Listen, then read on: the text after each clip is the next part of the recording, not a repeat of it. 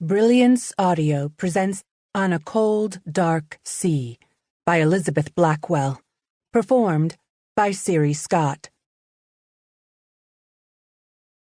Captain Rostron ordered ropes set out by the deck chairs to restrain anyone driven mad by the disaster. But the crew of the Carpathia also busied themselves with more mundane preparations, gathering spare pillows and blankets, heating up soup, and brewing tea.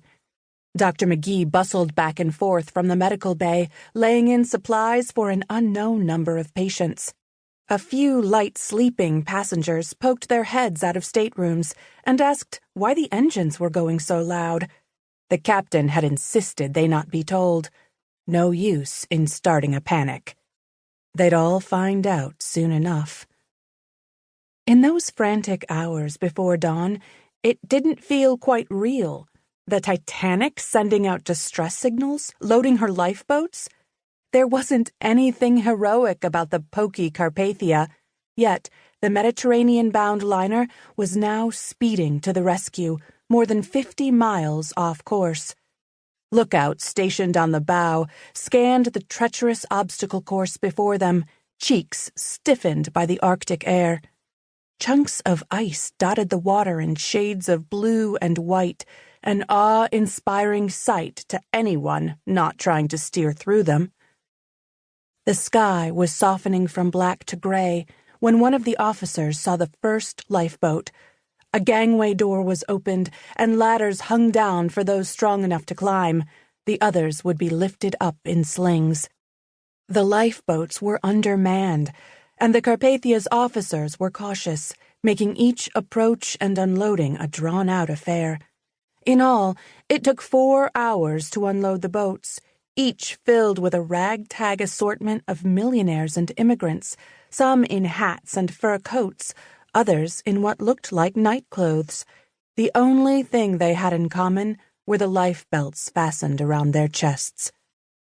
And then, when the Carpathia's deck was crowded with stunned passengers and exhausted survivors, one last lifeboat emerged from the sea's icy camouflage.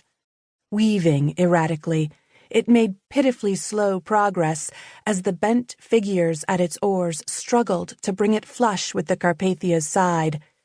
3 stout American women climbed up the ladder first, clearly sisters by their family resemblance.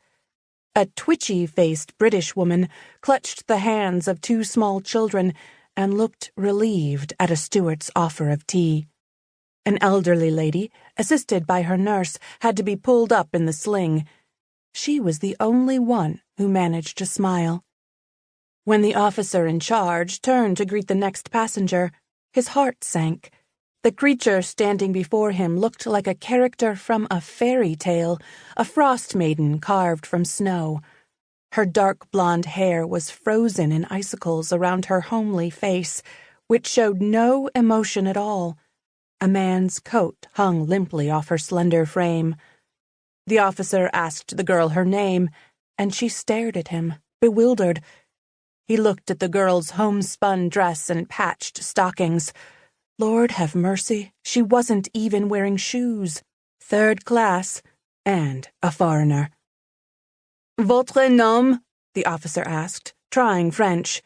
Then, adopting the time-honored English strategy of speaking louder in order to be understood. "Your name?" The girl stared at the officer, who found the blankness of her features unsettling.